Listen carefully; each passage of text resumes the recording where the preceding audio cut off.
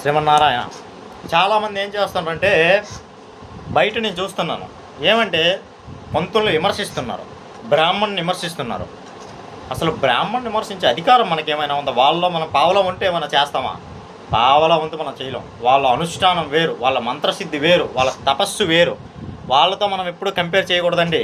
బయట నేను చూస్తున్నాను చాలామంది కూడా, అరే పంతుల్లా వాళ్ళు 3 విభూతి రేఖలు పెట్టుకొని కుంకుమ బొట్టు పెట్టుకొని కండువా వేసుకొని వెళ్తుంటే మనం చేతనైతే నమస్కారం చెయ్యాలి, లేదు అని అంటే సైలెంట్గా ఉండాలి.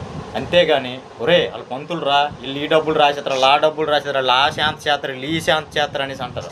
అది చాలా తప్పండి. బ్రాహ్మణుడికి కానీ మనం అవహేళన అవమానం చేస్తే బ్రహ్మకు అవమానం చేసినట్టు. పుత్ర పౌత్ర కలత్రాలతో నశించిపోతాం. అందుకే బ్రాహ్మణుల జోలికి ఎప్పుడు కూడా వెళ్ళకండి. సనాతన ధర్మాన్ని కాపాడండి. సనాతన ధర్మం కోసం అవసరమైతే మీకు చేతనైతే ఏదైనా మంచి చేయడానికే చూడండి తప్ప ఎవరైనా మంచి చేసినాడో ఎట్టి పరిస్థితులను అడ్డుకోకండి. దయచేసి చెప్తున్నా, మీకోసమే చెప్తున్నాను, మీ కుటుంబం కోసం చెప్తున్నాను. సనాతన ధర్మం జోలికి వెళ్ళకండి, మహాపురుషుల జోలికి వెళ్ళకండి, ధర్మం జోలికి వెళ్ళకండి. శ్రీమన్నారాయణ.